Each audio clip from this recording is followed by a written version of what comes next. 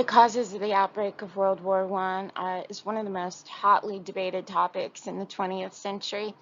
What happens is, immediately after the war, Germany bears the blame. We all know what happens after that. Even in the 20s and the 30s, historians were arguing, that perhaps it wasn't just Germany. And in fact, now the accepted consensus is that the causes are the European system that came into an existence in 1871. So basically, everybody blames Bismarck. In most historians' opinion, the key causes were the alliance system, nationalism, militarism, imperialism, the arms race, and economic rivalry. So this is the immediate cause of World War I, the assassination of Archduke Ferdinand and his wife, Sophie. Actually, he was very much disliked by his uncle, who was Emperor Francis Joseph, and by most people. And Ferdinand was one of those people who he didn't like other people either. He liked his family, and him and his family were really tight. He married a non-Habsburg, actually, and so as a result, it's a more organic wedding, which meant that she would never inherit and her children would not inherit. It's kind of a low blow from the Habsburg family, and that's why he agreed to go with his wife to Serbia. She was, Slavic, and so as a result, he took his wife there, and we all know the story. It's kind of romanticized at this point. Look at the painting on the slide. You can kind of see how romanticized it is. Do we know all the facts? Well, a little bit of them. We know he was shot and killed, and we also know that this was just the excuse that Austria needed to invade the Balkans and take it over. So to succeed, Austria first needed to make sure they had backing of Germany. And so they reached out to Germany, and the German government agreed with the Austrian analysis that there was a Serbian threat. And the Kaiser and his Chancellor Holwig gave the Austrians a blank check. What did they hope to achieve by this? Neither was intending to unleash a major European war, but Holwig believed that a brief punitive war against Serbia could be kept localized. He gambled that Russia would not in the end intervene, both because it was financially not ready for war and because it would see this as justified retribution for the assassination of the heir to the Austrian throne. So really, in the end, Germany gambled and hoped that they could weaken Serbia before Russia could even get involved. Perhaps if Austria had moved quickly, this plan might have worked, but instead you get this argument between the Chancellor of Austria and the Chancellor of, or the Premier of Hungary. We understand that Austria and Hungary are united, and so both kind of had their say in what would happen, and the Hungarian Premier won. He said, let's first issue an ultimatum to Serbia, and then if they reject it, we would go to war. The crucial part of this ultimatum that is issued to Serbia would be that should it carry it out under the supervision of Austrian officials, a whole series of anti-terrorist measures, which basically would give Austria control over Serbia. The Austrians calculated that Belgrade, which was the capital of Serbia, would reject this demand, as it would give Vienna effective control of Serbia's security forces and enable it to intervene in Serbia's internal affairs. It was sent on July 23rd. The Serbian reply to the ultimatum was skillfully drafted. It rejected, as Vienna really came to hope, the crucial demand that Austrian officials should supervise the anti-terrorist measures. Yet its tone was so conciliatory that it cunningly appeared to offer Austria most of what it wanted. The Austrians were not fooled by this, what the Kaiser, or excuse me, the Emperor called a masterpiece of public relations. They broke off diplomatic relations and then, on July 28th, declared war on Serbia. So great powers is an ambiguous term. Who's to say what it means? I guess it means that you took over other countries and controlled them and exploited them so that you created this imperialistic government, which we're still paying for today. Perhaps that's it. Notice that the United States is not on this list. We're going to be a superpower, so I guess we're better. But anyways, you get the United Kingdom, who is on it, France, Germany, Austria and Hungary, Italy, Russia, and then sometimes Japan. By 1914, Japan is a colonial power. It has taken over areas and it will further grow, especially because of World War One. So, I mean, World War One really is going to push Japan into the spotlight.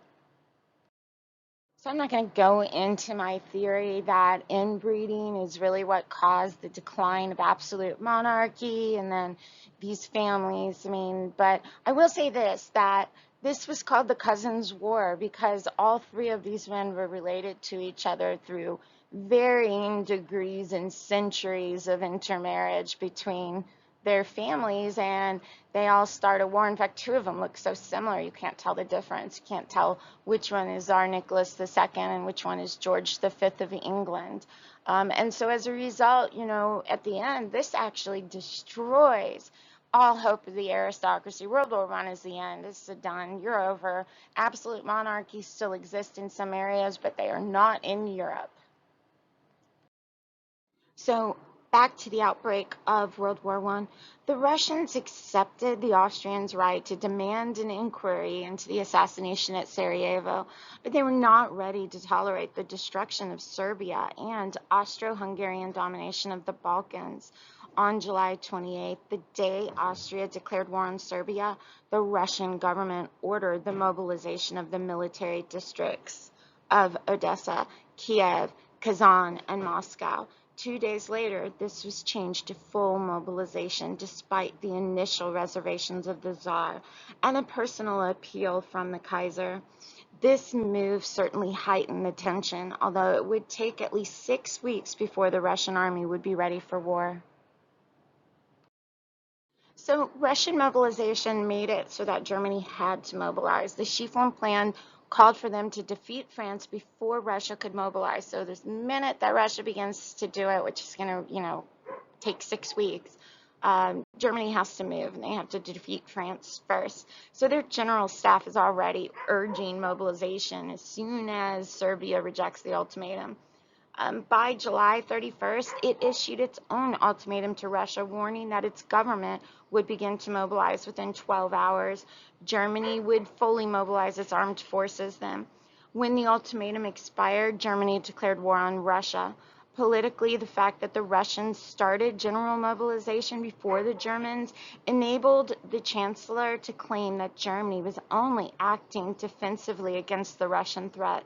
This was to prove an important factor in gaining the support of the German working classes for the war. French reactions to the crisis were confused by the fact that both the French president and the prime minister were at sea, returning from a visit to St. Petersburg, and did not reach Paris until July 29th. However, the war minister had taken the precaution of discreetly recalling soldiers from leave and moving some key units back from Morocco. On July 31st, the French cabinet ordered mobilizations to start on the following day. The German ambassador was instructed from Berlin to ask what France's attitude was. And I mean, the French, they always have an attitude. And so France said it would do what it wanted to do, basically. Germany wanted, some like neutrality thing, and France was like, whatever. In reality, France had little choice. The dual alliance bound France to come to the help of Russia. The French could not stand back and allow the defeat of Russia, which would then, create a more powerful Germany and threaten France. The Germans, however, could not afford to wait for France to declare war.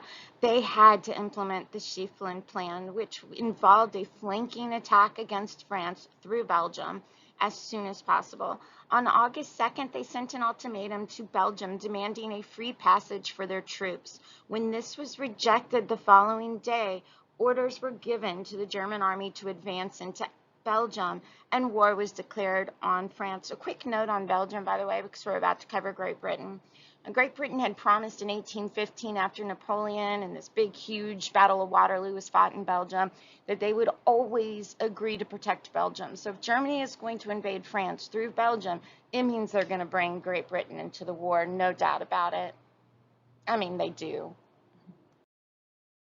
As the British do, they asked for a conference, and France and Italy both backed it, but Germany argued, no, we're done with conferences.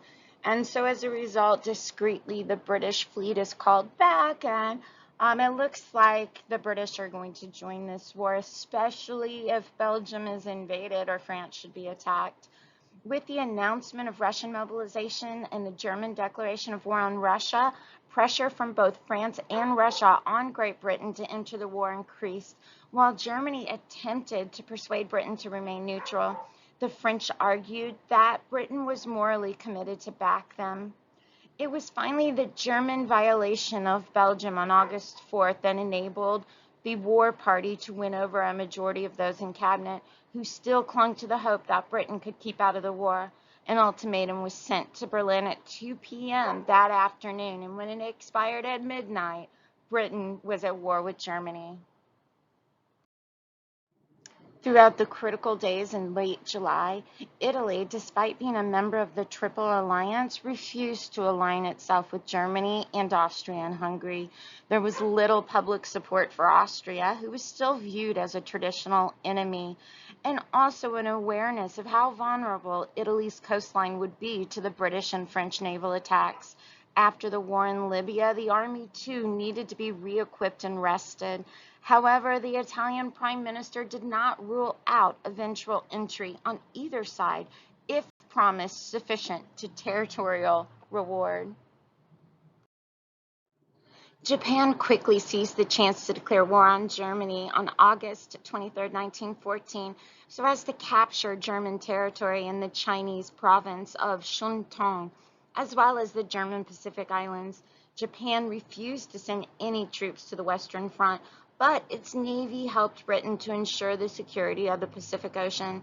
Japan's primary interest was to strengthen its hold on China. So why did war break out in 1914 when previous times in the Balkans and Morocco had not led to war? Arguably, each crisis increased the likelihood for war. The two Moroccan crises did much to bring together Great Britain and France, while France's failure to back Russia in the Bosnian crisis of 1908 and Russia's subsequent humiliation at the hands of Austria and Germany strengthened both of their resolves to next time support each other. The great powers did cooperate in containing the fallout from the two Balkan wars, but the emergence of a greatly strengthened Serbia in 1913, with its claims on Bosnia and Herzegovina, was a deadly threat to the Habsburg Empire, and the following year, Austria went to war to crush it. The constant international tension had created a mood throughout Europe that war was sooner or later inevitable, and the main thing was to choose the right moment for the struggle to start. For differing reasons and at different stages, that moment seemed to have been reached in July 1914 with the assassination of Franz Ferdinand.